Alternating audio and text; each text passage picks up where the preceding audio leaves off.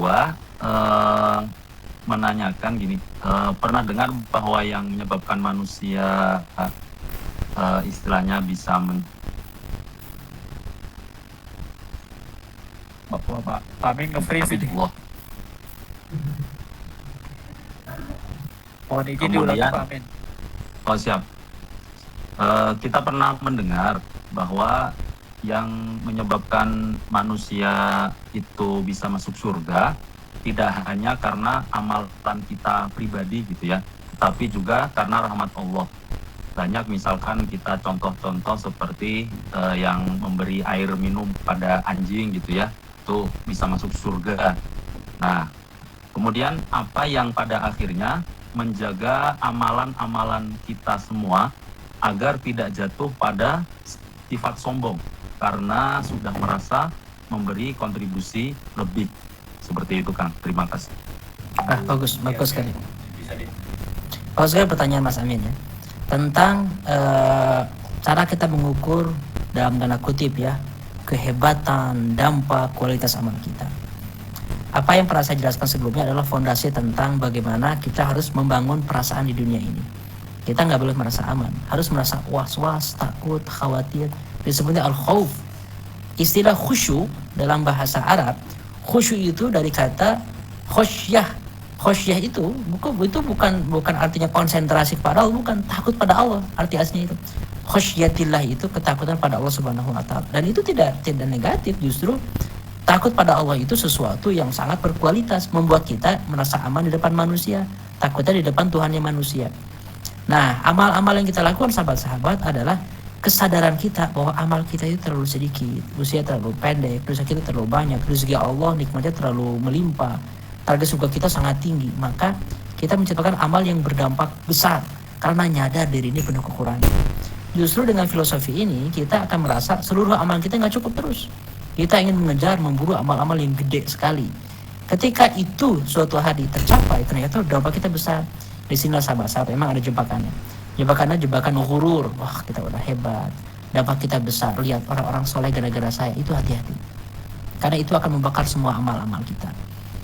Ria, lalu juga sum'ah, ujub, takabur, bahkan sebaliknya itu tidak akan bisa masuk surga. Orang yang takabur itu lan yadkhulul jannata, kata Rasulullah, nggak akan pernah masuk surga.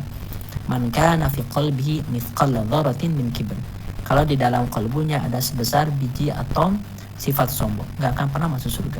Karena sombong itu adalah syirik kecil sebetulnya. Nah, jebakan bagi orang-orang yang sudah mencapai RKU-nya nanti suatu hari adalah sikap gurur, sombong, ujub, takabur. Inilah yang akan kita hadapi. Makanya bagaimana menanggulanginya sahabat-sahabat? Dzikrul maut, mengingat keagungan Allah Subhanahu wa taala. Review setiap setahun, 6 bulan sekali, ayat-ayat, bayangan tentang yaumul hisab, padang mahsyar, surga, neraka, azab kubur, ziaratul kubur. Itu adalah terminal-terminal yang akan men-recharge terus energi kita. Namanya manusia ya, ada lupanya. Manusia itu ada terperdayanya. Sesoleh apapun itu, selain para nabi, pasti akan mudah terperdaya. Maka sahabat-sahabat, agar kita konsisten, kita harus memiliki kultur itu. Yang kedua, mungkin kita bisa dibantu oleh lingkungan yang baik, ustadz, guru, mentor, sahabat-sahabat, ekosistem yang berkualitas yang saling mengingatkan. Wa tawassaw bil haqqi wa tawassaw bis sabri. Itu meminimalisir dampak-dampak tadi. Saya tidak ingin muluk-muluk ya. Bukan berarti risiko itu nggak ada. Bahkan sangat jelas ada risiko itu. Orang yang sukses dalam amal-amal solehnya, dalam amal-amal kontributif RKU, amal-amal keislamannya, justru itu orang yang paling mudah tergelincir dengan sifat gurur, merasa orang-orang menjadi orang paling soleh. Makanya kita ngelihat kan ada fenomena orang-orang yang taubat, hijrah, ataupun orang-orang yang sedang mulai bangkit semangat keislamannya, lalu belajar sedikit ilmu agama, semuanya sudah dibidahkan karena seakan-akan surga sudah di tangan. Itu bahaya sekali sahabat-sahabat. Hati-hati dengan sifat seperti itu.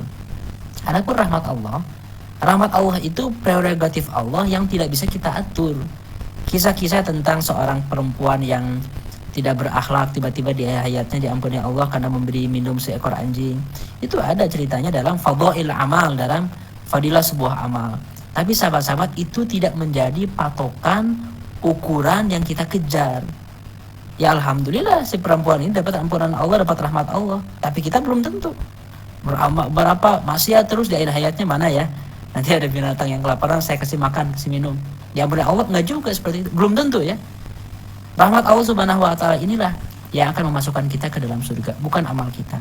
Tapi untuk dapat rahmat Allah, kita harus mempresentasikan amal terbaik. Amal terbaik kita itu tidak otomatis bikin ke surga, enggak. Amal terbaik kita itu untuk membuat kita layak untuk memelas rahmat Allah. Kalau kita nggak punya amal, mau minta aja nggak layak. Gitu. Tapi kalau kita punya amal-amal yang gede, kita lebih istilahnya lebih merasa punya rasa nyaman. Gitu. Ya Allah, saya udah beramal ini, aku mau memelas rahmatmu. Walaupun belum tentu dikasih rahmat Allah. Dan seluruh amal kita, RKU kita, segede apapun tidak cukup untuk membayar surga. Hanya rahmat Allah yang akan memasukkan kita ke dalam surga. Tapi rahmatnya nggak perlu kita pikirin. Nggak perlu kita pikirin. Kenapa? Itu nanti hak Allah akan memberikan atau enggak. Tapi kewajiban kita adalah ahsanu amala, memberikan amal terbaik. Itulah esensi ujian kita kan di dalam hidup di dunia ini. Liyabluwakum ayyukum ahsanu amala. Allah memberikan kita exam, ujian. Di antara kalian siapa yang terbaik amalnya. Bukan menunggu-nunggu rahmat Allah. Kalau rahmat Allah itu nanti hak Allah. Kita fokusnya pada amal-amal. Tentu ada amal-amal yang menggunakan rahmat Allah dan ada amal-amal yang mengundang murka Allah. Atau ada RKW yang dikejar, tapi di samping RKW banyak dosa-dosa yang mengundang murka Allah. Itu kontraproduktif. Karena RKW itu satu paket. Mengajar RKW otomatis jaga juga akhlak sehari-harinya, jangan sampai mengejar hal yang gede tapi keseharian mengundang murka Allah. Nanti kontraproduktif.